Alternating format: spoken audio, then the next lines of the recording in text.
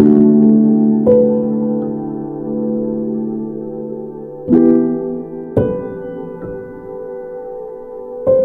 Ibu Saudara yang kekasih, firman Tuhan hari ini Wahyu 3 ayat 14 sampai 18. Demikian bunyi firman Tuhan. Dan tuliskanlah kepada malaikat jemaat di Laodikia, inilah firman dari Amin, saksi yang setia dan benar, permulaan dari ciptaan Allah. Aku tahu segala pekerjaanmu. Engkau tidak dingin dan tidak panas. Alangkah baiknya jika engkau dingin atau panas. Jadi karena engkau suam-suam kuku dan tidak dingin atau panas, aku akan memuntahkan engkau dari mulutku. Karena engkau berkata, aku kaya dan aku telah memperkayakan diriku dan aku tidak kekurangan apa-apa. Dan karena engkau tidak tahu bahwa engkau melarat dan malang, miskin, buta dan telanjang, maka aku menasihatkan engkau supaya engkau membeli daripadaku emas yang telah dimurnikan dalam api, agar engkau menjadi kaya, dan juga pakaian putih, supaya engkau memakainya, agar jangan kelihatan ketelanjanganmu yang memalukan, dan lagi minyak untuk melumas matamu, supaya engkau dapat melihat. Dan tema yang diberikan atau judul, suam-suam kuku. Jadi saya percaya bahwa gereja ini masuk dalam supranatural Tuhan, sehingga Tuhan akan membawa kita terus naik dengan pengajaran-pengajaran akan menguatkan kita, pelajaran firman Tuhan yang akan meneguhkan kita, sehingga kita akan kokoh berdiri di tengah-tengah dunia yang sudah hancur dan rusak. Jadi saya percaya bahwa Tuhan mengasihi jemaat ini, Tuhan sayang jemaat ini. Bagi Bapak Ibu Saudara yang ada di tempat ini, saya mau katakan Tuhan mengasihimu. Jadi kenapa saya mau katakan ini? Saya dengar dari Tuhan langsung. Suam-suam kuku, aku muntahkan kamu. Jadi Bapak Ibu Saudara yang kekasih, saya harap Anda buka hati. Katakan, saya buka hati. Saya mau menerima sesuatu dari Tuhan. Maka saya percaya Bapak Ibu Saudara akan diberkati. Nah Bapak Ibu Saudara yang kekasih dalam Tuhan, kota Laodikia merupakan salah satu kota yang kaya dan menjadi pusat perdagangan dan perbankan pada saat itu. Ada 3 ciri khas kota ini yang membuat kota Laodikia itu terkenal. Yang pertama, Laodikia merupakan sebuah kota yang makmur dan kaya pada zaman itu. Itu yang pertama sehingga membuat dia terkenal. Yang kedua, Laodikia termasuk karena kerajinan, dia termasyur karena kerajinan pakaian jadinya, khususnya yang terbuat dari wol. Jadi wol yang dari Laodikia itu indah saudara. Wol itu lembut dan berwarna hitam keunguan. Itu yang membuat Laodikia termasyur. Jadi karena tanahnya yang subur menyebabkan banyak rumput untuk domba, dan ini menghasilkan wol hitam keunguan. Dan di kota ini ada juga pabrik pakaian yang memproduksi pakaian dari wol ini. Jadi bisa dibayangkan betapa banyak wanita-wanita sosialita, pejabat-pejabat penting, istri-istri pejabat, raja-raja akan datang di Laodikia untuk mencari wol hitam keunguan. Kalau kita bilang wol berarti putih banyak, tetapi hitam keunguan itu susah. Jadi itu yang membuat dia terkenal.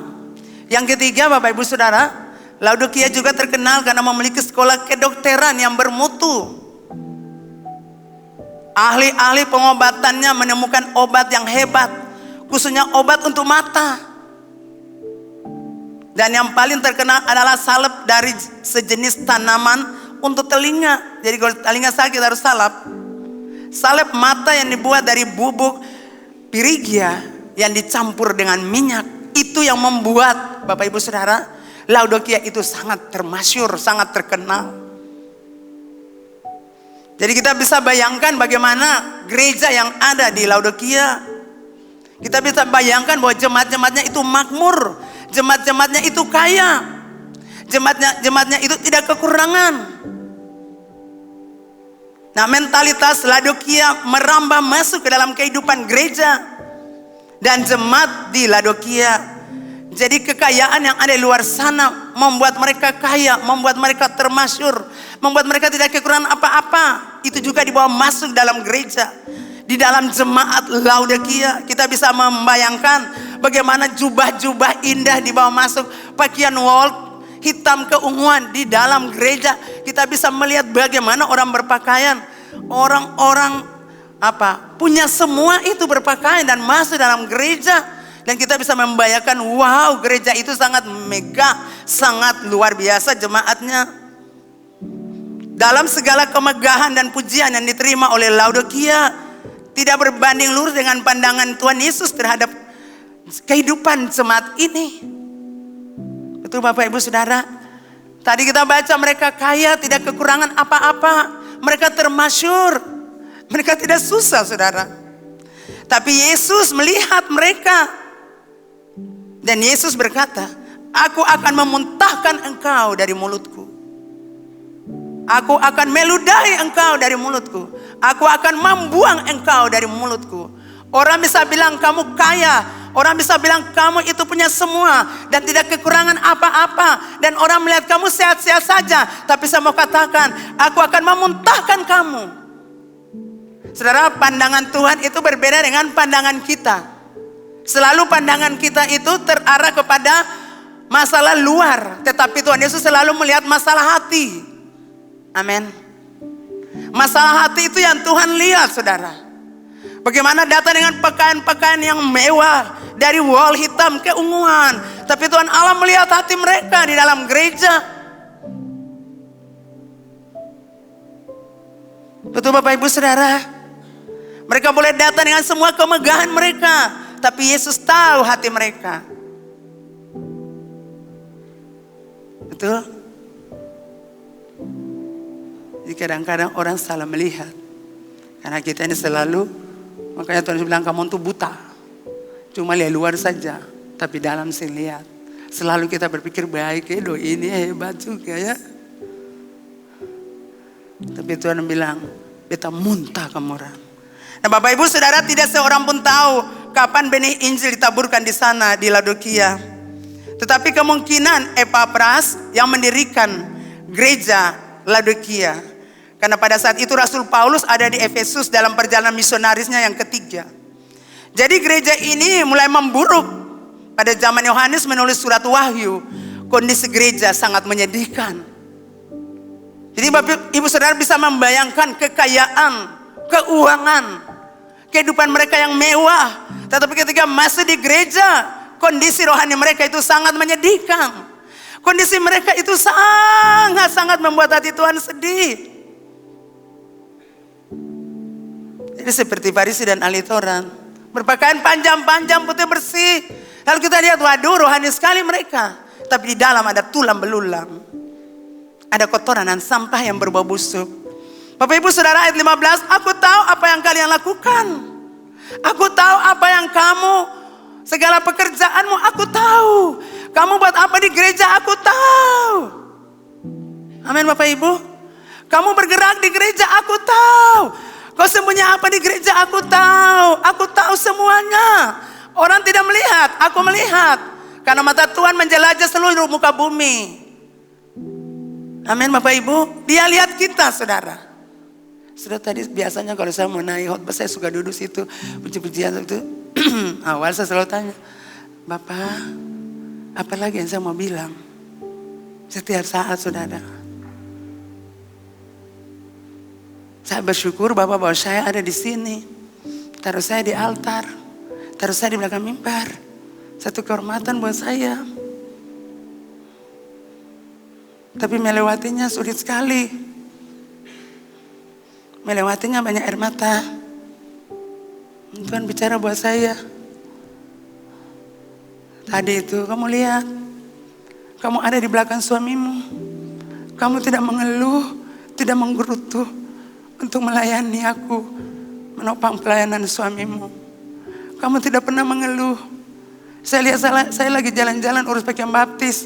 Saya lagi memasak. Saya lagi taruh air panas. Di jumbo bikin teh gula. Saya lagi siapkan pakaian-pakaian baptis. Piring-piring untuk dibawa ke acara baptis. Itu tugas saya. Saya melakukan yang sukacita. Saya harus masak. Itu bukan uang gereja, saudara. Itu uang kami. Kebanyakan dulu itu uang kami, bukan uang gereja. Kau tidak pernah menggerutu. Kau tidak pernah mengeluh. Kau lakukan padaku. Dan aku sayang kamu. Dan aku mengasihi kamu. Itu yang Tuhan tadi bilang. Saya bilang, ya Tuhan, terima kasih. Bahwa Tuhan menghargai apa yang saya buat. Orang boleh lihat di luar saya buruk. Orang boleh hina saya, permalukan saya. Tapi di hati saya, Tuhan lihat. Dan terima kasih banyak Bapak. Engkau sangat baik buat saya. Jadi kalau Anda melayani Tuhan di gereja, lakukan itu dengan tulus. Lakukan dengan sukacita. Saya pernah jadi worship leader. Saya pernah hamil. Dan saya naik di sini sebagai worship leader. Hamil anak saya Priscilla. Saya tidak muntah-muntah. Saya mau muntah, saya tahan. Orang tidak tahu saya hamil-hamil. 1, 2 bulan, 3 bulan itu muntahnya banyak, minta maaf. Tapi saya jaga supaya saya tidak muntah. Karena saya harus melayani Tuhan. Saya melayani Tuhan tulus. Sampai 6 bulan perut saya sudah besar. Saya tidak jadi worship. Nanti setelah itu lagi worship. Saya melayani Tuhan, saudara. Untuk ibu-ibu dengar. Saya punya anak itu yang satu Priscilla berjalan. Yang menikah saya gendong. Tiap saat saya pergi berjalan. Melayani Tuhan dengan mereka. Jam ibadah tidak pernah saya tinggalkan. Kalau orang-orang hidup sama dengan saya, pada masa itu mereka akan tahu bagaimana pengorbanan saya.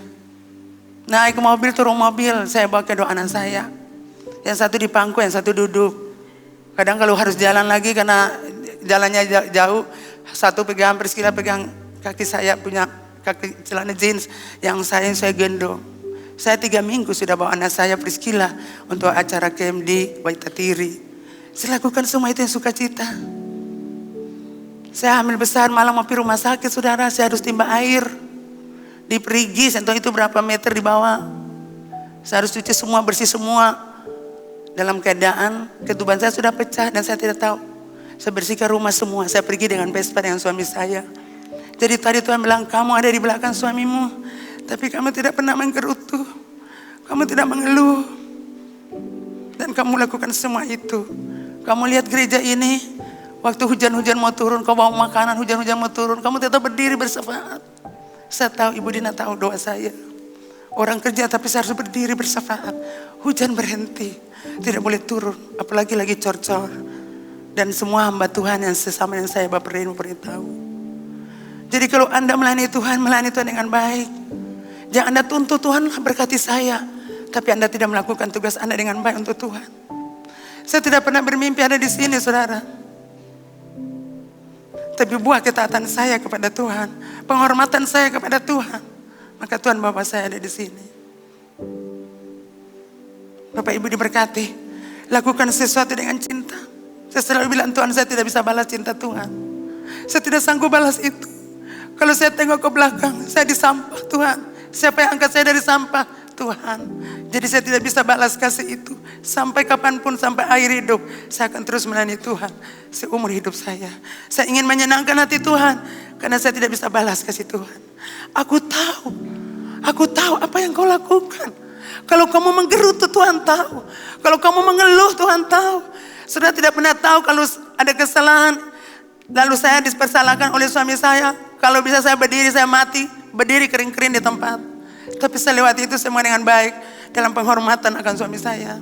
Saya tidak pernah berontak untuk hal-hal kalau dia tegur saya. Tadi pagi di bawah saya baru bicara dengan seorang anak. Kamu itu anak baik. Kamu harus menghormati gembala komsel Anda. Kamu harus tunduk, kamu harus apa saja dibilang ikuti. Kalau kamu punya pergumulan berat, sampaikan buat dia. Dan kalau kamu tidak, kalau mau malu, bisa sampaikan untuk mama. Mama ada untuk kamu. Dia bicara masalah keluarganya yang hancur.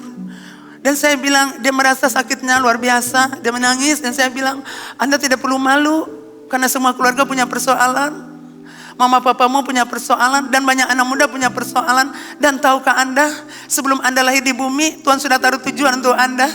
Bahwa Anda harus mengalami rasa sakit. Karena rasa sakit ini akan menolong anak-anak muda yang mengalami rasa sakit akibat perpisahan orang tua.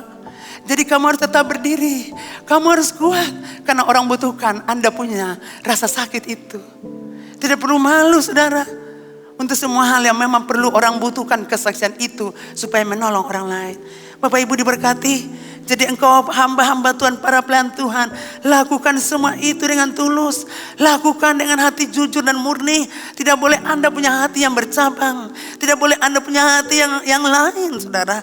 Lakukan dengan sungguh-sungguh. Dan bahkan firman Allah berkata, kalian suam-suam kuku. Kalian tidak panas, kalian tidak dingin. Itu sebabnya aku akan muntahkan kamu. Sudah tahu kalau panas, kalau air mendidih itu dia mendidih, maka dia tidak tenang. Dia akan air itu akan mendidih begitu. Kalau kita dipenuhi dengan roh, kita akan begitu saudara, bergerak. Saudara kalau tahu dingin, kalau dingin itu, saya tidak tahu di Ambon sini ya, dingin kita bertutup. Tapi kalau di kampung saya kalau dingin pergi ke pantai dingin, itu sudah bawa kain. Jadi habis buang air duduk dengan kain-kain selimut. Saya pulang rumah saudara, karena ada dingin ini. Saya bakar begini. Nanti sinar matahari itu kena dulu. Kalau sudah bakar ingat, baru buka kain itu, kain yang dipakai itu. Kenal panas, baru pulang ke rumah. Orang kalau dingin itu dia berbungkus, dia tidak bergerak. Dia tidak bergerak saudara. Kalau orang dengar firman Tuhan, dia akan gairah, dia akan panas, hatinya membara. Waktu dia puji Tuhan, hatinya membara, dia mau menari, dia meloncat. Dan kalau kita menari, melompat, itu alkitabiah. Amin. Jadi dia itu bergerak, dia panas. Saudara kalau panas juga kita kipas-kipas, karena panas kita bergerak, tangan kita bergerak. Tapi kalau dingin itu mati, duduk begitu saja, tidak bergerak. Tuhan bilang, kalau kamu dingin, mau dingin, mau panas. Kalau saya mau panas, mau bakar, silakan. Kalau saya mau mati di situ, dan keringin mati situ. Tapi jangan suam-suam kuku. Kamu suam-suam kuku, antara panas dan dingin, aku muntahkan kamu. Jadi ini menggambarkan rasa muak dan penolakan. Saudara ingat, Yesus tidak bertoleransi dengan sikap kerohanian yang suam-suam kuku, yang tidak berguna itu. Aku menolak kalian. Aku tidak menerima kalian lagi. Dulu aku sayang kalian, tapi sekarang aku tidak sayang kalian lagi. Karena menjadi Tuhanmu adalah kekayaanmu, hartamu, jabatanmu, uangmu, kekayaanmu yang melimpah menjadi Tuhan atas hidupmu. Jadi aku akan muntahkan kamu. Kamu tidak boleh ada hubungan dengan aku. Mungkin seperti itu Bapak Ibu. Matius 7 ayat 25, 23 berkata, pada waktu itulah aku akan berterus terang kepada mereka dan berkata, aku tidak pernah mengenal kamu. Nyala daripadaku, kamu semua pembuat kejahatan. Orang bisa bilang, saya melayani Tuhan, saya bekerja untuk Tuhan, saya melayani sebagai pendoa, saya melayani sebagai tim praise and worship, saya melayani sebagai apa saya ada di gereja ini. Tuhan bilang, aku akan berterus terang kepada kamu. Satu saat aku tidak mengenal kamu. Nyala kamu. Karena kau melayani aku dengan hati yang menggerutu. Kau melayani aku dengan hati yang munafik. Kau melayani aku dengan suam-suam kuku. Sabaran bikin, suka bikin saja. Saudara kau melayani Tuhan, ingat saudara. Semua yang melayani Tuhan dengar. Jangan Anda main-main. Jangan bikin pelayanan Tuhan itu seperti mainan. Layani Tuhan, layanilah dengan baik. Amin. Jemaat Laodikia keadaannya sangat parah. Karena tidak punya semangat lagi. Tidak punya hasrat lagi untuk mencari Tuhan. Untuk beribadah kepada Tuhan. Betul Bapak Ibu? Orang kalau punya semua, mau bikin apa lagi sih? Semua sudah ada. Mau berdoa untuk apa lagi? Semua sudah ada. Kita lihat di negara-negara barat. Di Eropa, Amerika. Negara-negara maju. Bahkan kita lihat Australia. Betul banyak gereja-gereja ditutup. Karena bagi mereka cari Tuhan untuk apa? Semua sudah ada. Halo saudara, tidak perlu lagi cari Tuhan, semua sudah ada. Jadi cari Tuhan untuk apa? Mereka seperti garam yang sudah tawar dan tidak berguna, akhirnya dibuang dan injak orang. Nah saudara, banyak anak Tuhan seperti itu. Oh beta ini 10-an tahun jadi anak Tuhan. Beta dulu melayani Tuhan luar biasa, penginjilan sana sini. Aduh beta dulu tuh Pergi di sini, beritakan Injil, beta naik worship leader, beta main gitar, beta terima tamu, beta jemput orang-orang bawa di gereja. Ayo dulu. Semua itu dulu. Yang dulu itu sudah berlalu Bapak Ibu Saudara. Bagaimana dengan sekarang? Apakah masih panas? Masih berapi-api melayani Tuhan? Apakah masih semangat melayani Tuhan? Amin. Atau cuma dulu? Dulu dan dulu. Lalu orang bawa api, lalu katakan, siapa Anda? Betul Bapak Ibu? Saya mau bilang buat saudara yang kekasih dalam Tuhan, masa ini, generasi baru sudah muncul. Dan saya sangat bersyukur buat Tuhan. Karena apa yang Tuhan katakan buat saya di Celoto waktu pentabisan suami saya lihat itu betul-betul dengan firman Tuhan datang. Itu anak-anak muda. Dan saya baru pahami, Tuhan siapkan saya untuk menggembalakan anak-anak muda. Dan itu ya amin terjadi. Sekumpulan anak-anak muda. Jadi kalau saya lihat anak muda, saya sangat bersuka cita. Jiwa saya beriang-riang, membara. Semua takkan dangke banyak Tuhan. Yang sekarang terjadi sudah saya lihat beberapa puluh tahun lalu. Waktu suami saya pentabisan di Celoto. Saya tidak akan pernah lupakan itu. Amin Bapak Ibu.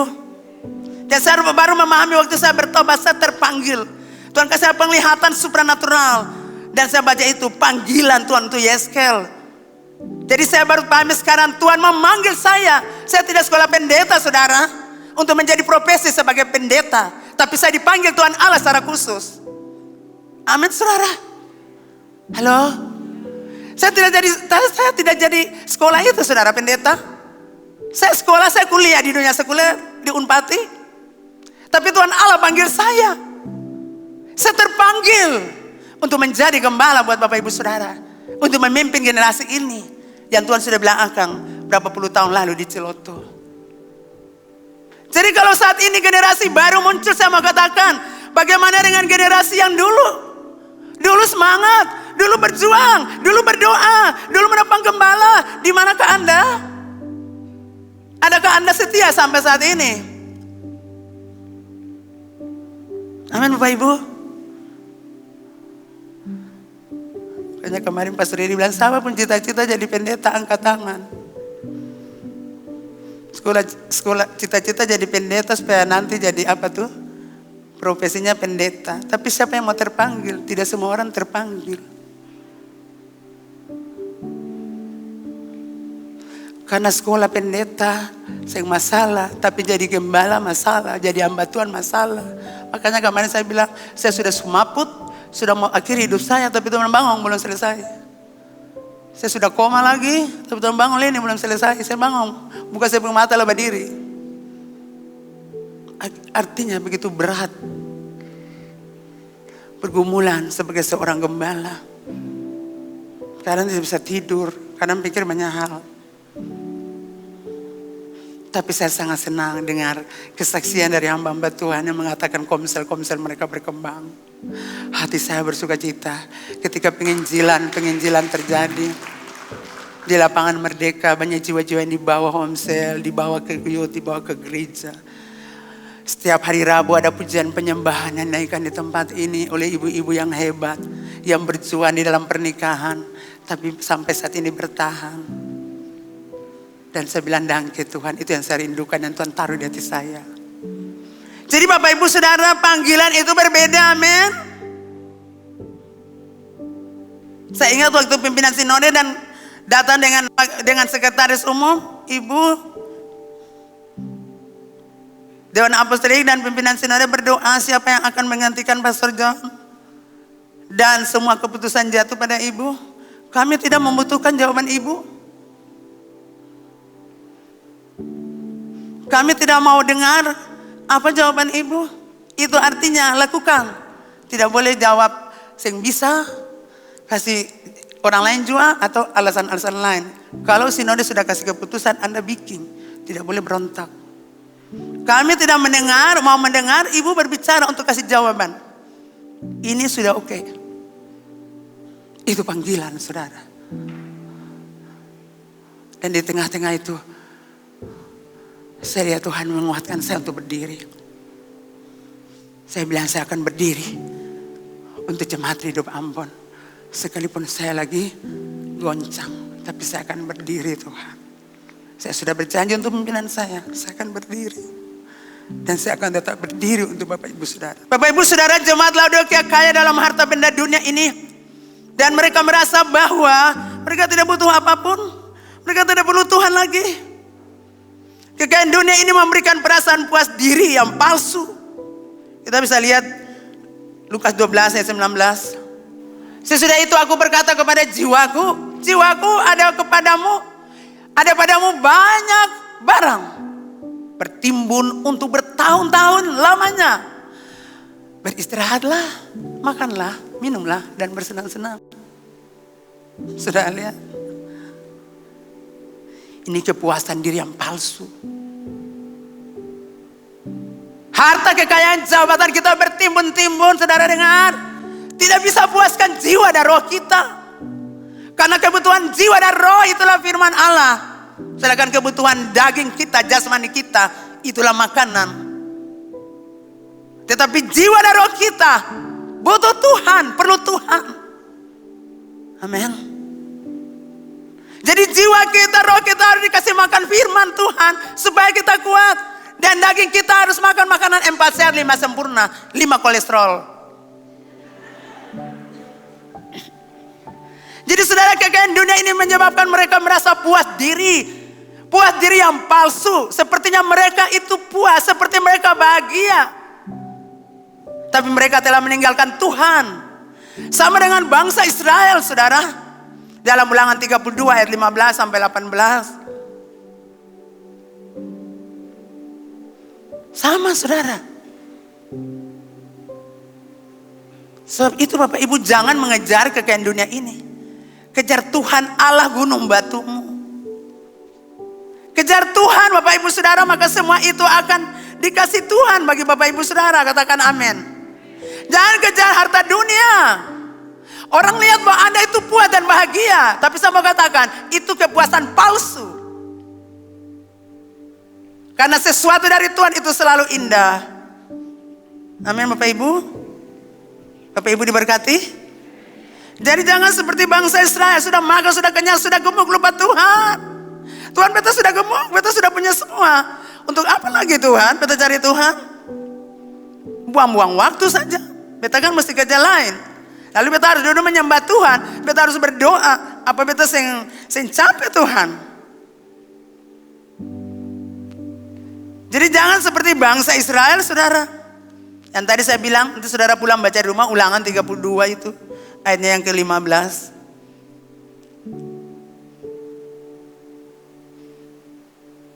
Ya, lalu menjadi gemuklah ya Yusrun dan menendang ke belakang. Bertambah gemuk engkau, gendut dan tambun. Dan ia meninggalkan Allah yang telah menjadikan dia. Ia memandang rendah gunung batu keselamatannya. Waktu mereka gemuk, waktu mereka diberkati, mereka tidak memandang Tuhan sebagai Tuhan lagi. Mereka begitu sombong saudara. Mereka tidak lagi peduli dengan Tuhan. Saudara lihat, itulah kehidupan orang Israel. Mereka memandang rendah Tuhan karena sudah punya semua. Untuk apa kita berdoa lagi? Wahyu 3 ayat 17 bagian B saja dulu. Karena engkau berkata aku kaya dan aku telah memperkayakan diriku dan aku tidak kekurangan apa-apa. Dan karena engkau tidak tahu bahwa engkau melarat, malang, miskin, buta dan telanjang. Saudara lihat, Tuhan mengecam mereka dan Tuhan bilang engkau tidak tahu. Aku kaya Tuhan, aku punya semua. Rumah mewah, deposito banyak uang, mobil banyak. Aku punya tanah-tanah yang banyak. Aku tidak butuh Tuhan lagi. Waktu saya punya apa-apa cari Tuhan, berdoa, menyembah di gereja. Kalau gereja itu 1 minggu 5 hari, datang 5 hari. Tapi waktu diberkati, dapat berkat, dapat kerja, tinggalkan Tuhan Allah dan gereja. Yesus bilang, engkau tidak tahu. Kau bilang kau kaya, kau bilang kau tidak kekurangan apa-apa. Dengar jemaat Laodikia, engkau itu melarat, engkau itu malang, miskin, buta, dan telanjang. Engkau tidak tahu suatu kondisi sangat menyedihkan, di mana seorang ada dalam kondisi rohani yang sangat jelek, tapi ia sendiri tidak tahu. Ia tidak menyadari kondisinya yang malang, yang buruk. Dan ini yang paling menyedihkan. Dia pikir dengan semua itu, dia hebat. Tapi dia tidak tahu, dia lagi melarat. Betul Bapak Ibu? Kondisi rohaninya lagi jelek. Dan dia tidak tahu. Dia tidak tahu bahwa kondisinya itu lagi malang. Maka dia bilang, oh saya tahu kalau saya itu melarat. Jadi ini satu kata bikin malu mereka, ini mengecam betul Yesus. Kecam betul. Gereja Laodikia melihat dirinya sendiri berada pada pintu surga. Oh, kata dia tak masuk surga. Pintu surga terbuka untuk kita. Tapi mereka tidak tahu bahwa mereka siap masuk dalam neraka api yang kekal. Sangat mengerikan. Banyak orang berpikir surga nanti beta. Makanya kalau orang meninggal, selamat masuk rumah Bapa yang kekal di surga. Selamat datang di paradis. Peminum pemabuk bersina, pancuri parlente piara bini minum mabuk. Selamat datang di rumah Bapa di surga. Disambut oleh malaikat-malaikat. Pesta terjadi, pemabuk pulang. Pesina yang pergi tinggal bini tahun-tahun pulang. Surga bersuka cita. Saudara, itu saudara punya firman, bukan Tuhan pun firman. Yang salah-salah tulis komentar-komentar aneh-aneh saudara. Engkau sangat baik. Kau bilang dia baik. Tuhan Allah belum tentu. Karena Tuhan Allah lihat di hati. Orang baik itu kenapa dia mati tempo Saudara tahu dia mati tempo. Saudara tahu dia baik. Kalau saudara lihat suami saya jelas segala hari leon tua. Jadi kalau pantas dapat rumah Bapak kekal di surga yang paling besar, sehingga Homsel Kapernaum ada komsel di situ, itu jelas transparan beliau kita lihat. Lah ini ketus yang tahu dari TTB mana cuma karena teman. Turut berduka cita. Pulanglah ke rumah Bapa. Selamat datang di rumah Bapa. Bertemu Bapa dan malaikat-malaikat. Saudara tidak tahu. Saudara kasih komen-komen aneh. Bapak Ibu Saudara, tidak ada kondisi yang lebih menyenangkan dari kondisi di mana seorang punya banyak kekayaan dan merasa puas diri dan bangga, tapi tidak memiliki Allah dalam hidup. Saya mau bilang buat Bapak Ibu Saudara, Anda boleh punya semua, tanpa Tuhan Anda tidak rasa apa-apa. Boleh rumah mewah, Anda mungkin lift sampai 8 sampai 10 di atas, tapi Anda tidak akan menikmati apa-apa. Karena Anda punya semua tapi tidak punya Tuhan. Anda boleh punya semua tapi Anda harus punya Tuhan. Anda boleh punya semua tapi Anda harus punya api Tuhan. Jangan Anda punya semua, Anda hilang Tuhan. Makanya tinggal di rumah mewah, punya semua, tapi saudara lihat sakit-sakitan, muka kering. Ibu ini paling senang ya senang aja, mau susah apa? Seharusnya yang senang tuh ibu. Aduh persoalan paling banyak. Mau naik lift ini lagi sebegini akan tinggi, ada pikiran mau naik lu terus mulai sakit. Jadi Bapak Ibu saudara jangan pikir rumah lantai 1 saja. Lantai 2 tuh nanti kalau usia naik ke atas susah. Saya mau naik terus lantai 2 saja. Aduh pikir-pikir dulu. Kalau boleh 1 kali ini naik 1 saja. Nanti turun lagi kembali. Karena setiap hari naik turun. Ini sudah usia kalau masih kecil-kecil begini sih masalah. Mudah-mudahan macam Toton lari naik. Sekarang mau lari naik. Susah saudara. Belum apa lu tuh sakit. Tapi saya selalu juga naik. Biasa. Jadi Bapak Ibu Saudara, tidak ada kondisi yang lebih menyedihkan di dunia ini. Kalau Anda punya semua tapi tidak punya Tuhan. Anda punya semua tapi tidak punya Tuhan, itu bisa bayangkan. Rasanya gimana? Bawa di rumah-rumah makan restoran mewah. Kuah ikan kuning. Kuah apa lagi tuh? Air bening. Apa lagi tuh? Ada segala macam hal di situ. Ayam goreng capcay. Ayam goreng wailela. Ikan bakar, semua ada di situ. Tapi yang ada Tuhan dalam diri saudara, saudara makan akan talang akan paling susah. Kalau ikan sepotong air 5 ceret. Karena hati ada sakit. Tapi saya pengen sini tidak ada, amin. Jadi jemaat Laodikia mengira bahwa mereka punya kekayaan berlimpah-limpah. Tapi faktanya mereka miskin secara rohani. Mereka tidak lagi bersama Tuhan dalam hidupnya. Saudara ingat kisah anak yang hilang? Masih ingat keseng? Kalau pergi gereja ingat. Yang saya pergi gerejanya bilang iya. Karena kan saudara saya dengar akal. Amin. Pergi minta harta dari Bapak pergi. Saudara tahu harta banyak bikin dia puas keseng? Puas saudara. Awal. Tapi lama kelamaan harta itu tidak bisa puaskan dia. Justru harta itu hancurkan dia. Setiap kali Anda berjalan dengan berkat-berkat tanpa Tuhan Allah, Anda akan hancur. Anda boleh punya uang, itu penting. Untuk kehidupan saudara dan juga menopang pelayanan Tuhan di gereja. Menolong orang-orang.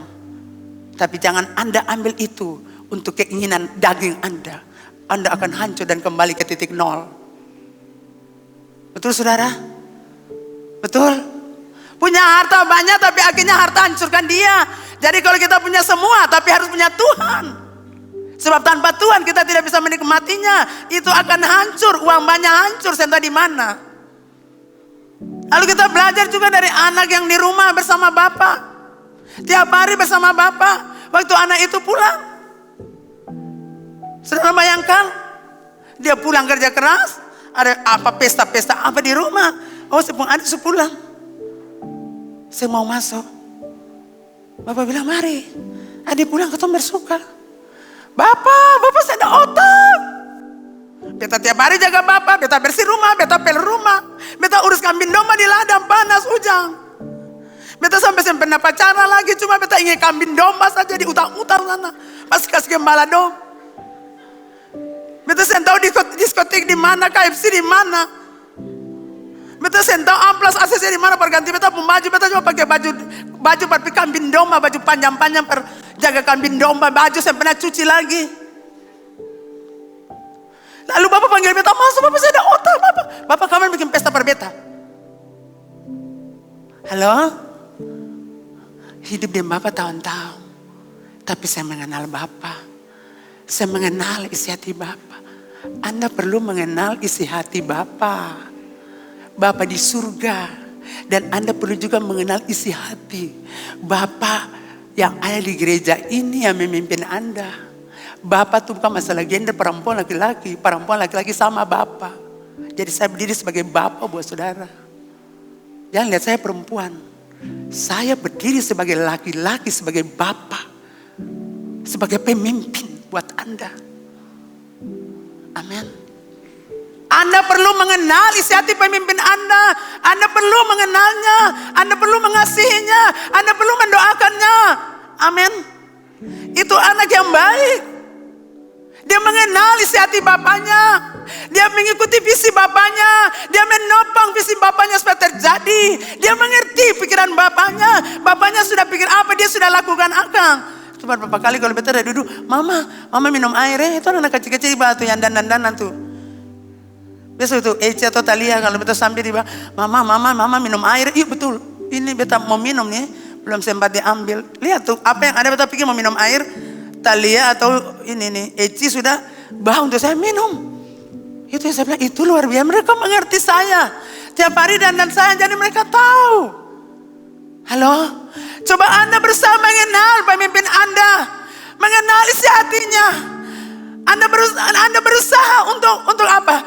Untuk mengertinya. Untuk mengasihinya. Untuk mendoakannya.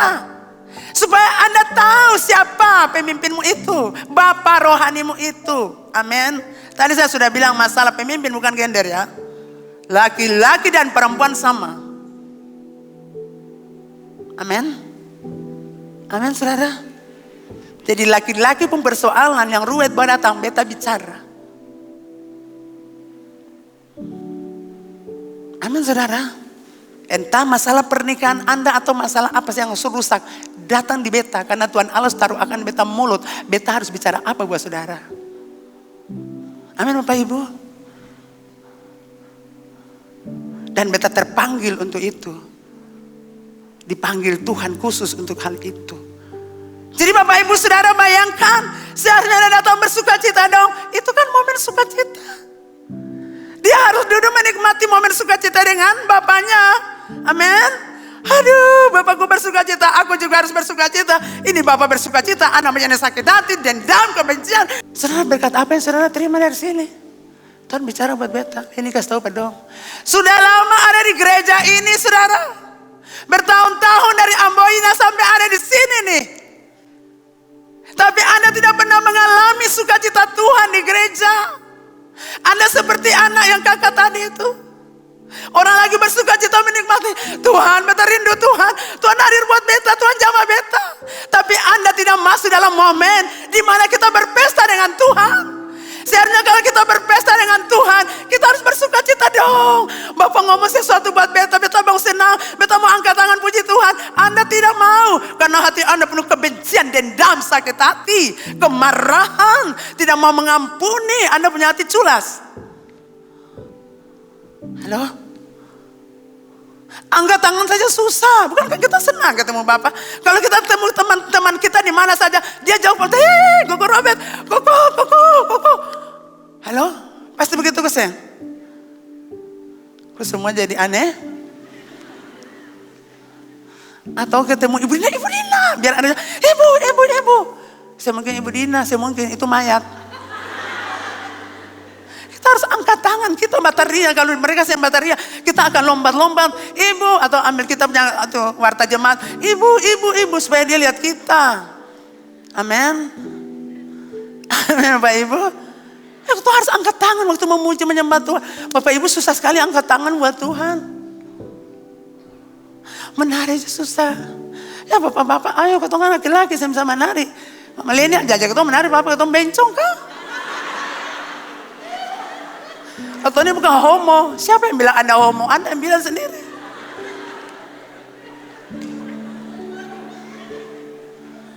Coba lihat Daud itu raja. Saudara itu raja apa? Raja kejahatan. Daud itu raja pun semua. Tapi dia menari. Betul? Betul kesem? Dia menari sampai pakaiannya itu saudara bisa lihat. Menari dengan sekuat tenaga dalam perjalanan panjang. Lihat Mikal sama dengan laki-laki yang tua, yang sulung tadi di rumah Bapak tuh. Tuhan Yesus usah pulang dulu Tuhan usah pi menari dan perempuan. Budak-budak pembantu. Ayo Tuhan usah pulang dulu, beta mau hantam usah. Saya harap Anda tidak jadi seperti Mikal ya, amin. Tunggu laki pulang, usah pulang nih Tuhan beta usah pulang nih, tetap beta kasih. Kalau memang waktu itu ada sopi, maka dia sudah minum sopi lah. Supaya tunggu laki pulang. Seorang raja, salam. Lagi datang di Sukaja, salam. Puji Tuhan. Kita punya ini sudah ada, tabut perjanjian sudah ada di Yerusalem. Dasar raja saya tahu malu. Menari dengan perempuan karaoke. Mungkin seperti itu. Saya tahu malu, saya tahu diri. Ose tuh ose raja pakai otak.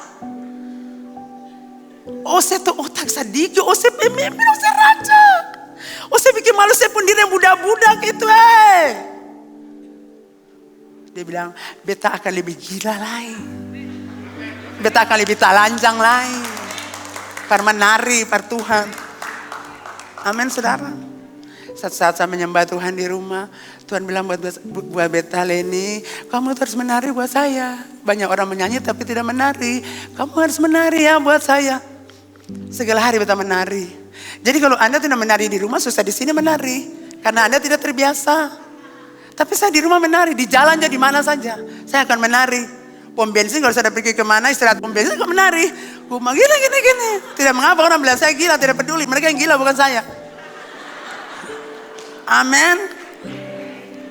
Jadi saudara, pelajaran apa kita terima? Kalau orang lagi bersuka cita dengan Tuhan, nikmatilah. Jangan Anda beri jadi penonton. Saudara lihat apa yang Tuhan berikan buat Mikal? Kandunganmu tertutup karena kau tidak menghormati orang yang sementara melayani aku. Kandunganmu tertutup. Kau tidak menghormati suamimu sebagai pemimpin. Perempuan-perempuan dengar, ibu-ibu yang kau kawin dengar, hormati laki itu. Dia mau pamabuk, paminum, pica piring, pukul saudara, terima akan saja. Terima saja. Dia mau bilang masih perempuan buta huruf pantai pasar sempung uang, terima saja. Terima akan saja. Kan saudara seng cacat langsung tuh. Adakah waktu dia bilang saudara buta huruf pambodoh, langsung saudara kuping hilang? Tidak bukan? Atau saudara punya tangan langsung putus? Tidak. Saudara tetap sehat. Amin. Jadi itu nyanyian-nyanyian dari laki-laki yang suka menyanyi buta huruf memasak yang sama beta mama. Beta mama memasak tuh enak, kos itu memasak air babasu begitu. Goreng ikan tawar, saya tahu seseng anak pun lidah, memang dasar perempuan sosialita. Bali ose barang-barang keinginan kute-kute suntik putih, suntik hitam. Saya perhatikan beta. Iya, itu saudara.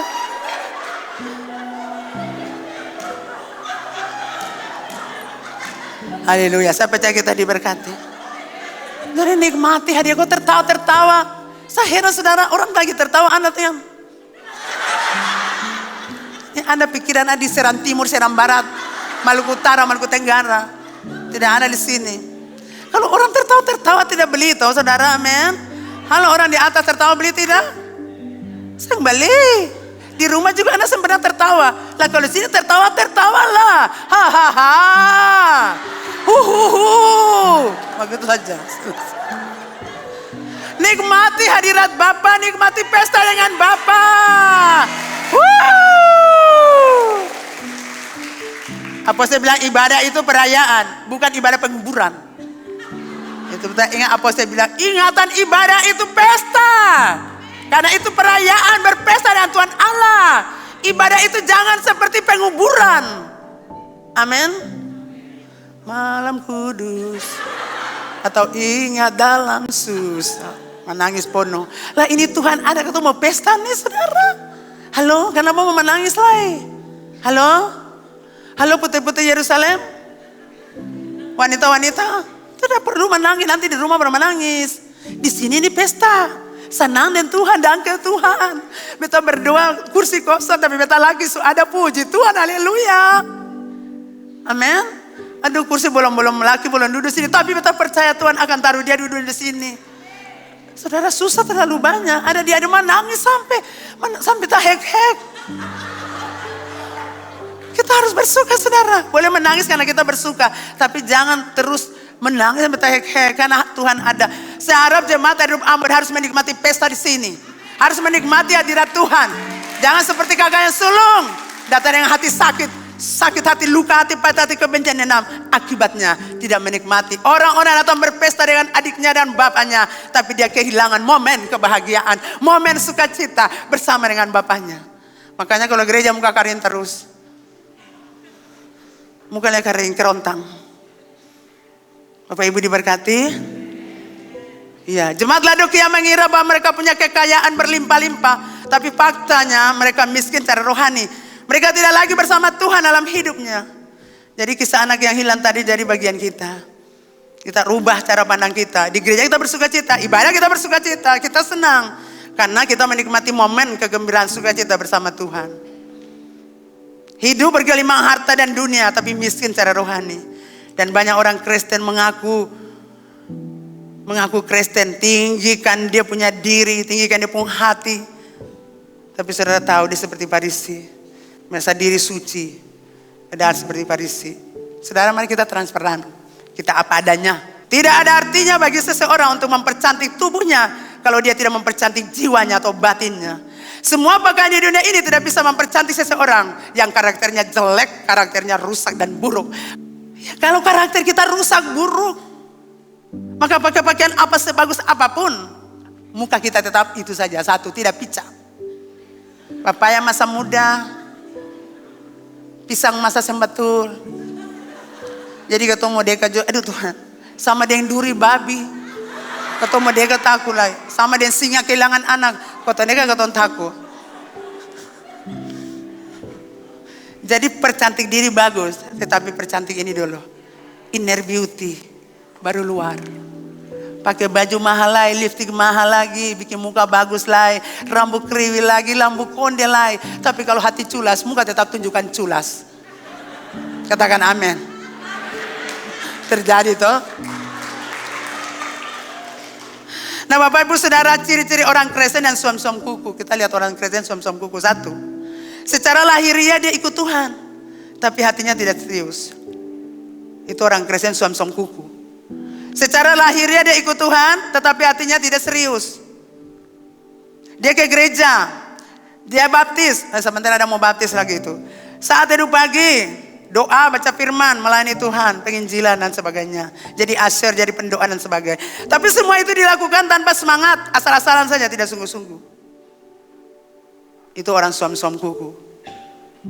Yang serius yang pelayanan Tuhan. Suka bolong-bolong dalam beribadah. Alasannya banyak, ada orang kawin, pastor. Tahu juga barang kagak mau kawin, dong masih minta hari ini beta harus ada. Saya tahu ada, Anda tuh ada per apa? Saya bisa jadi perambil foto, saya bisa urus makanan, Anda saya bisa bikin apa-apa, tapi anehnya Anda hadir. Itu baru bikin duduk penuh pintu saja, penuh bangku-bangku. Suka bolong dalam beribadah, alasannya banyak. Ada orang kawin, pastor. Ada hari ulang tahun, pastor. Banyak. Ada hujan lebat, pastor. Banjir. Pastor ada arisan, pastor. Pastor maaf, ketua ada olahraga. Pastor maaf, ketua hari ini ada, beta ada janji untuk pacar. Barang hari ini ketua baru dapat nih. Saat tidurnya juga bolong-bolong karena banyak alasan. Dalam pelayanan sampai tanggung jawab. Pelayanan dikasih per orang. Saya kasih tahu pemimpin, kata beta ini ada urusan begini. Kasih per orang saya. Kasih tahu pemimpin, nanti pemimpin tunjuk siapa. Bukan Anda kasih lempar per orang. Itu Anda itu termasuk orang yang suam-suam kuku, tidak bertanggung jawab. Pelayan-pelayan Tuhan mulai dari altar sini sampai di belakang. Apalagi sound, apalagi asyir, pendoa, dan semua para pelayan yang melayani Tuhan. Dengar, kalau dikasih tanggung jawab bikin, jangan tunda-tunda akang, jangan kasih akang ke orang lain, jangan bikin akang sembetul. Amin. Asal-asalan, nanti kalau mama lihat atau pastor dia beta bikin, nanti kau yang ada, dan Tuhan bilang, beta mata lihat, oh ini Anton nih, saya bikin apa nih? Amin. Saya harus pinjam jiwa, saya kasih akang itu rapi itu. Itu contoh. Kalau dikasih tanggung jawab, bikin yang baik. Kalau dikasih tanggung jawab di sini menyanyi sekuat tenaga. Besok-besok saya menyanyi lagi, sudah khotbah mungkin, atau sudah diutus pergi kemana-mana. Jadi kalau ada menyanyi sini bikin angka yang baik. Amin. Amin. Ya ini saya jawab, ini khusus yang di sini. Ya Bapak Ibu Saudara yang dikasihi, yang kedua, orang-orang Kristen suam-suam kuku nih, mengutamakan hal-hal jasmani atau hal duniawi. Bagi orang yang suam-suam kuku, uang merupakan prioritas utama daripada hal-hal rohani. Mereka tidak pernah memikirkan bagaimana untuk lebih menyenangkan hati Tuhan. Yang mereka pikirkan cuma uang. Hari ini mau pergi atas apa pun uang nih. Hari ini mau pergi ambil siapa pun uang nih. Hari ini mau dapat uang dari mana nih. Hari ini mau pergi utang siapa pun uang lagi. Hari ini nih, siapa lagi nih? Terima kasih ibu yang sudah tertawa, puji Tuhan, haleluya. Jadi kita seperti itu, uang. Kalau ke kantor, ke kampus atau sekolah, datang tepat waktu. Kantor, mama ada berapa pegawai? Mama, kata sekarang nih, bagaimana tuh nona? Kata sekarang mama kalau datang jam 7 terlambat, mama pintu tutup. Betul lah bagus aja kalau boleh saya bikin pintu gereja Air Hidup Ambon. Yang saya bikin saya pun kantor di sini saya terlambat, saya bisa bilang lah. Kalau datang gereja untuk beribadah tanya terlambat. Tapi kalau kantor, kampus, sekolah tepat pada waktu. Kalau mau ibadah hujan sedikit tidak pergi. Pastor mau pergi tapi ada hujan nih. Ada hujan itu maka rintik saya gerimis. Ujang basah di sini pastor. Jadi pastor mengerti Jekio. Tapi kalau orang nikah, orang hari ulang tahun, shopping, biarpun banjir, bajalang. Itu suam-suamku. Saya percaya tak tahu ini semua ada di situ. Jadi bertobat jangan Tuhan muntah katong. Besok bertobat saudara. Jadi beta saya mau ulangi yang terlambat. Amin. Kalau beta orang jemput beta terlambat, beta pastor anak setahu ya. Beta sudah tunggu dari ini jam ini. Jadi yang membuat beta tidak sampai tepat waktu itu orang yang jemput bukan beta. Karena beta sudah berusaha, beta sudah taruh roster saudara di beta meja bawah. Jam ini beta harus ke gereja, jam ini. Beta sudah taruh sekali, setengah jam beta harus ada di gereja. Beta sudah bertobat saudara. Gitu. Waktu beta dan suami kan tuh tepat waktu akan dia mau nikah tuh. Jadi bapak supaya kita beta tertekan yang mau nikah saudara. Karena antum punya kedisiplinan ketat ada di mau nikah Subayeda. Maaf ya Moni. Ya. Jadi beta berusaha saudara, tidak boleh. Jadi kalau orang terlambat, beta angkat muka, Tuhan tahu, Tuhan lihat beta nih, beta sudah tunggu nih, Tuhan tahu, beta bukan yang terlambat. Dan beta bilang pada pastor Ana sudah ngarahin bukan beta ya. Iya mama. Jadi saudara mari kita semua berubah, amin. Kalau mau ke home sale, ayo pulang kantor nih, Ibu Dina, beta pengen lalah. Tekanan tadi banyak, ada pemeriksaan KPK.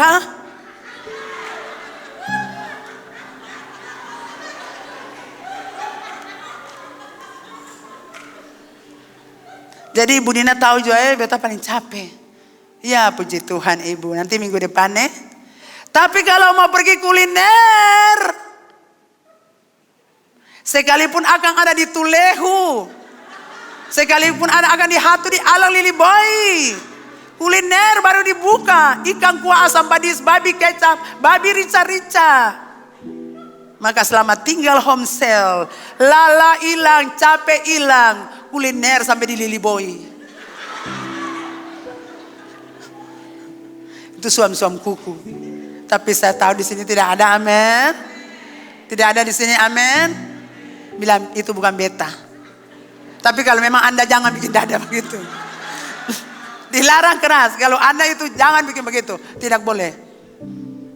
Jadi Bu Dina kalau orang-orang pimpin omset ingat sekali. Aduh Pak, pastor ketemu ada lala capek minggu depan. Coba utus satu orang pergi dia buka pintu. Dia akan bergerak dalam capek itu. Dia akan bergerak saudara. Pasti itu. Pasti laki sudah ajar maka Tom pergi nonton. Oh yo, film baru di ACC. Yo, ya Tuhan capek itu yang tadi mana saudara? Karena saya pergi ke sana di ACC nonton. Kuliner manapun Anda tak pergi. Tapi saya percaya tidak ada. Yang ketiga, sombong dan merasa tidak butuh Tuhan. Saudara pada tahun 61 Masehi, kota Laodikia ini terjadi gempa bumi yang besar di kota Laodikia. Gempa bumi yang hebat. Dan pada waktu itu kota-kota lain datang untuk menolong, memberikan bantuan kepada penduduk Laodikia. Tapi saudara tahu, penduduk Laodikia waktu diberikan bantuan tidak mau terima. Mereka membangun kotanya dengan kekuatan sendiri. Mereka merasa tidak butuh orang untuk tolong. Itulah bukti orang-orang sombong.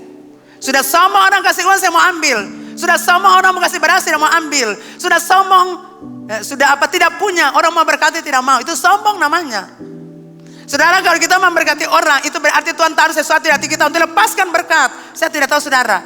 Tapi kalau Tuhan sudah kasih sesuatu saya berkati orang, saya harus lepaskan. Dan kalau mau jangan mama, jangan main. Saya bilang itu Anda sombong. Amin. Anda tidak perlu karena memang Anda butuh sampai Tuhan bicara lepaskan berkat. Tapi biasanya kalau saya kasih berkat mereka terima.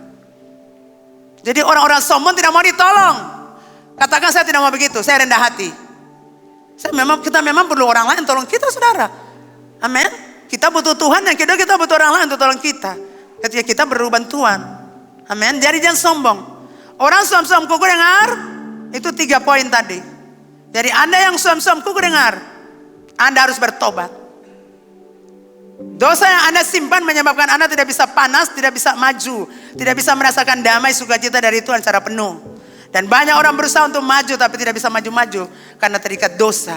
Oleh sebab itu relakan hati dan bertobat. Itu bagi orang yang suam-suam kuku yang tadi ada di poin-poin itu. Bertobatlah. Relakan hati bertobat. Itu yang Tuhan bilang. Kalau kamu tidak bertobat, aku muntah kamu. Aku tidak peduli siapa kamu. Dan yang terakhir, ciri-ciri gereja yang suam-suam kuku. Itu tadi ciri-ciri orang. Sekarang ciri-ciri gereja yang suam-suam kuku. Pertama, gereja yang tidak melakukan penginjilan.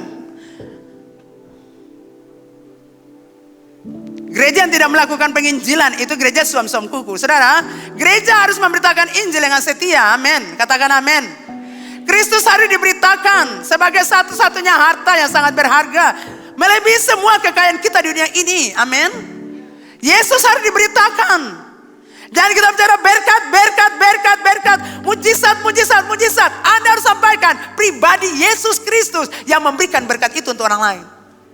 Sekarang kita harus bicara Yesus buat orang lain. Kita harus buat penginjilan. Katakan Yesus buat orang lain. Bahwa Yesus juru selamat. Bahwa Yesus itu jalan kebenaran hidup. Kita harus menginjili, saudara. Dan itu yang Tuhan bilang buat saya. 3 hal itu. 1, tingkatkan pujian penyembahan. 2, penginjilan. 3, buka home sale dari hasil penginjilan. Jadi kita sekarang jemaat hidup Ambon, Anda tidak boleh suam-suam kuku. Katakan amin. Di mana Anda berada, Anda beritakan Yesus buat orang lain. Tuhan Yesus paling baik, kita masih hidup. Hari ini kita diberkati, Tuhan Yesus itu luar biasa. Katakan pribadinya, bukan berkatnya. Kita dapat beasiswa, Tuhan Yesus paling baik, puji Tuhan, haleluya. Itu yang diberitakan, bahwa Yesus itu luar biasa. Sehingga orang lihat kesaksian kita, dan mereka juga diberkati. Ada amin? Ya. Yang kedua Bapak Ibu, gereja yang tidak berani berbicara tentang dosa, itu gereja yang suam-suam kuku. Gereja yang tidak berani berbicara tentang dosa. Persoalan terbesar manusia adalah dosa, saudara. Dan ketakutan manusia terbesar adalah kematian. Dosa dan kematian, dua hal ini bisa diselesaikan melalui pengorbanan Yesus di kayu salib. Dan apabila gereja tidak membicarakan dosa terus-menerus, maka kesadaran jemaat tentang dosa juga akan berkurang. Perasaan mereka akan menjadi tumpul sehingga kehidupan berdosa mereka menjadi gaya hidup. Kalau dosa tidak diberitakan, Anda akan buat dosa dan itu menjadi gaya hidup. Betul saudara? Jadi di mimbar ini dosa harus selalu disampaikan. Bukan kami, bukan saya yang mau beritakan. Tuhan bilang beritakan itu. Dan saya harus tunduk pada otoritas Tuhan yang telah mengangkat saya. Jadi Anda mau telinga panas dan tidak panas, itu urusan Anda ya. Bagi saya sudah sampaikan apa yang Tuhan taruh buat saya. Jadi dosa harus disampaikan, dosa harus dibilang, dosa harus dihotbahkan. Bahwa akibat dosa Anda menderita, akibat dosa Anda sengsara, akibat dosa Anda hidup terkutuk, akibat dosa Anda tidak mengalami masa depan, akibat dosa hubungan Anda terputus, dan akhirnya Anda mati dalam neraka yang kekal. Amin saudara. Jadi ingat, kalau kita bicara dosa itu berarti Tuhan mengasihi Anda. Tuhan mau Anda selesaikan dosa Anda. Entah berzina, entah mencuri, entah berbohong, entah pornografi, entah Anda itu tukang mabuk, atau Anda itu juga apalagi homoseks atau lesbian. Anda harus bertobat. Dosa harus diberitakan saudara. Kalau tidak orang akan menganggapnya menjadi gaya hidup. Oh orang lain berzina beta juga. Orang lain nonton film porno beta juga. Sudah jadi gaya hidup, tidak ada dosa di dalamnya. Anda terlibat yang hal ini, Anda berjalan dalam kutuk. Makanya Tuhan mengasihi Anda. Tuhan mau Anda untuk hidup diberkati. Bapak Ibu diberkati. Kita semua berdosa saudara. Tapi mari kita tinggalkan dosa, jangan diulangi lagi. Dan kalau ada dosa disampaikan di mimbar ini, Anda perlu buka hati. Terima koreksi apa yang saya perlu ubah. Tidak boleh Anda menentang. Mama nih khotbah ini terus, khotbah ini terus, khotbah ini terus. Satu-satu Tuhan tutup Anda punya mulut. Karena Anda menentang Tuhan yang menaruh firman itu dalam mulutku. Amin Bapak Ibu. Yang terakhir, gereja yang suam-suam kuku adalah gereja yang merasa semua kebutuhan jasmani sudah terpenuhi. Semua kebutuhan gereja sudah terpenuhi, itu berarti kita stagnasi. Kita tinggal di tempat saja, jangan bergerak lagi. Semua sudah ada, mau bikin apa lagi? Saya pikir juga begitu. Ini rumah Tuhan sudah ada, mau bikin apa lagi ya? Oh, di sini sudah bersih. Terima kasih untuk Koko Bapak Jo. Adakah Bapak Jo di sini? Iya, saya mohon berdiri dulu sebentar dan jemaat bisa balik ke belakang lihat itu. Pemimpin hebat, kita tepuk tangan dulu. Dan juga Bapak Nus. Apakah Bapak Nus ada di mana tempat duduknya? Boleh berdiri, kita bisa balik belakang lihat. Itu Bapak Nus, terima kasih duduk. Bapak Nus ini adalah anak rohani suami saya. Jadi sangat sayang ini orangnya. Dan Tuhan pakai Bapak Nus untuk menolong kita, melihat kita punya sound. Dan juga dengan pertolongan Tuhan bisa menghubungi Bapak Jo untuk datang ke Ambon. Beliau ini Surabaya punya nama terkenal, saudara. Dan saya berterima kasih buat Tuhan. Saya selalu berdoa, Tuhan saya tidak tahu barang-barang seperti ini. Saya tidak mengerti. Kalau suami saya ada dia tahu, tapi saya tidak. Jadi saya mohon Tuhan bawa orang-orang yang mengasihi Tuhan untuk tolong saya.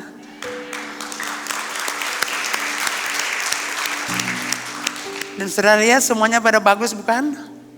Tidak ada kabel-kabel yang bikin pusing. Bapak sampai pernah bilang lihat kabel sampai mau muntah, maaf. Karena terlalu banyak kabel. Tapi saudara lihat rapi, teratur, bersih semuanya. Sekali lagi Tuhan memberkati Bapak Jo. Tuhan memberkati yang keluarga dan pelayanan. Dan juga Tuhan memberkati Kakak Nus dan keluarga. Saya percaya setiap apa yang dikerjakan rumah Tuhan yang ketulusan. Ada berkat di sana. Ada promosi untuk Bapak Jo. Ada promosi juga untuk Bapak Nus.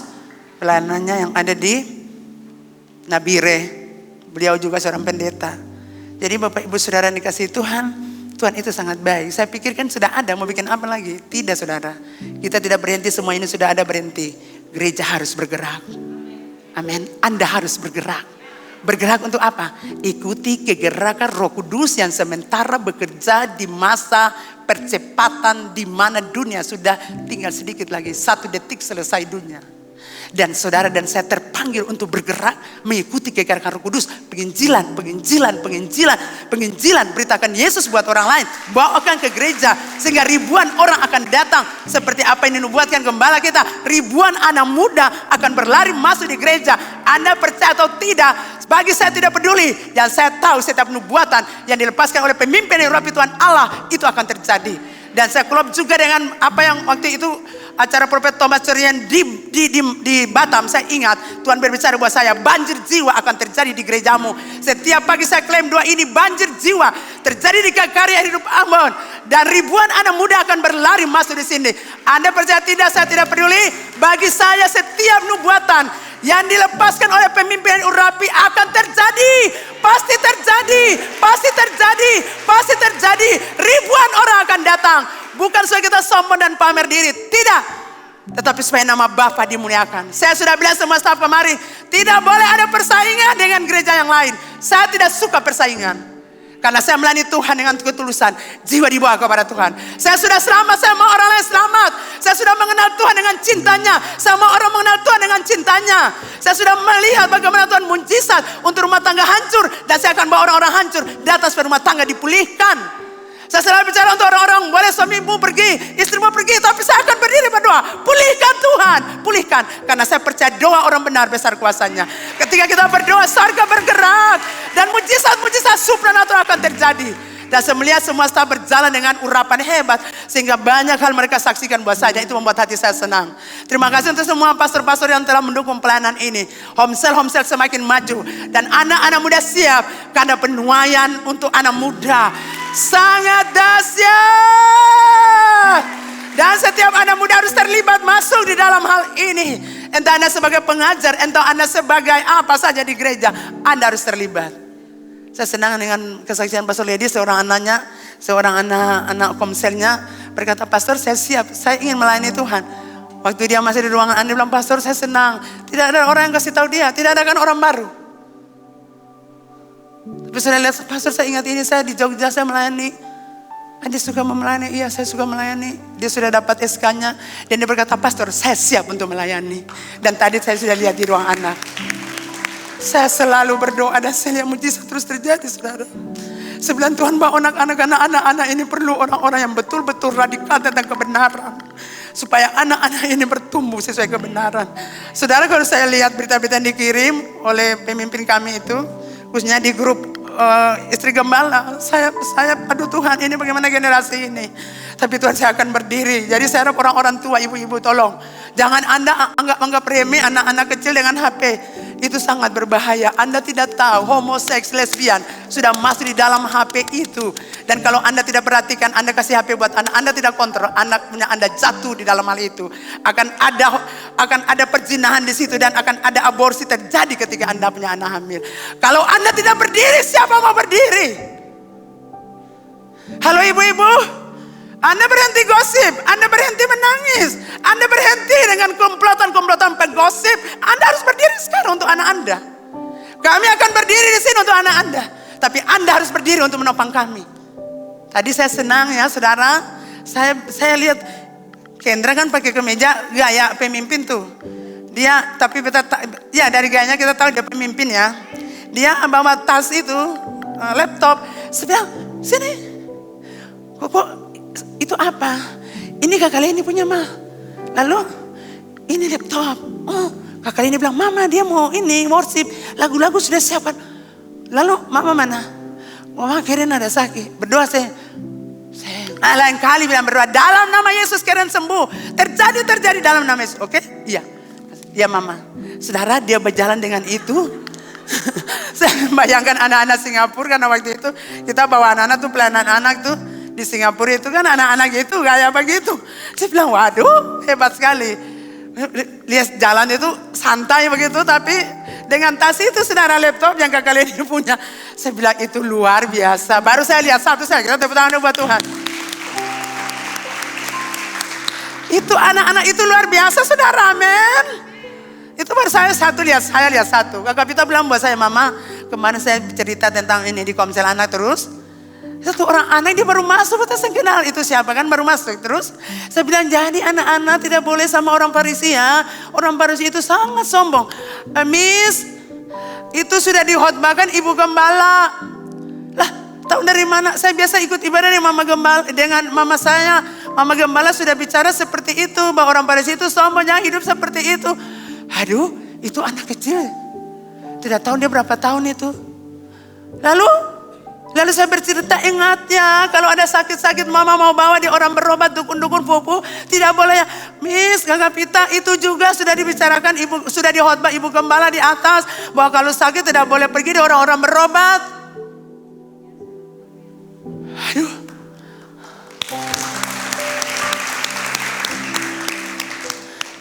Ibunya baru ada di gereja. Homesel Ibu Dina dia sudah masuk di homesel saya. Dan itu terjadi kemarin di homesel itu. Saya bilang sini karena saya pelayanan dia. Pelepasan sama dengan Pastor Ana. Pelayanan pribadi dia berpelepasan sama Pastor Ana. Saya bilang bawa Ana supaya di sebelah Ibu Dina. Kasih dia sini karena anaknya ditolong. Saudara anak kecil itu bisa ingat beta pengkhotbah. Bukankah anak-anak kita cerdas? Itu baru 2 orang yang saya lihat. Saya belum lihat lain. Jadi saya harap ibu-ibu berdiri untuk anak-anakmu berdoa. Karena iblis tidak tinggal diam. Iblis pakai HP itu untuk hancurkan anak-anak kita. Untuk hancurkan generasi kita. Saya harap ibu-ibu mau berdiri. Karena ini generasi hebat yang ada di bawah.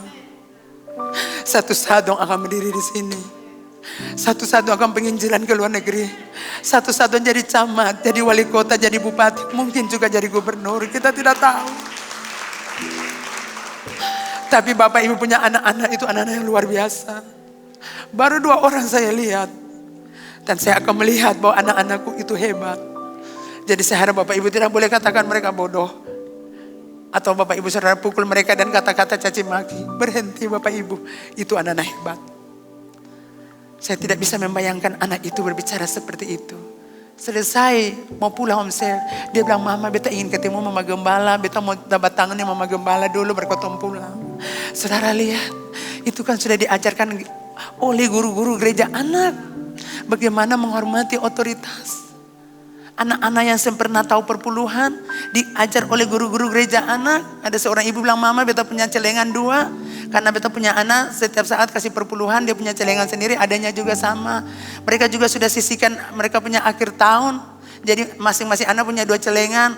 1 untuk akhir tahun, 1 juga untuk perpuluhan. Saudara siapa yang ajar mereka? Yang di bawah itu loh. Guru-guru gereja anak itu. Saya bilang kalian orang-orang hebat. Jadi perlu orang-orang hebat. Dan Tuhan sudah bahas salah satu Pastor Lady punya itu. Itu dia dosen saudara. Dan Tuhan bawa orang-orang hebat untuk mendidik anak-anak GKRI Air Hidup Ambon. Mereka akan jadi orang berprestasi di sekolah, unggul di sekolah. Mereka akan dapatkan beasiswa bagi yang tidak punya uang. Saya percaya Tuhan akan lakukan.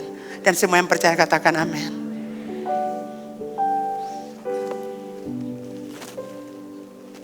Jadi Bapak Ibu Saudara, Matius 28 ayat 19-20. Kita harus pergi. Kita harus keluar untuk menjadikan semua bangsa murid Tuhan. Kita akan ke bangsa-bangsa. Kita akan ke daerah-daerah kota yang memang membutuhkan Tuhan. Kita harus pergi beritakan Injil.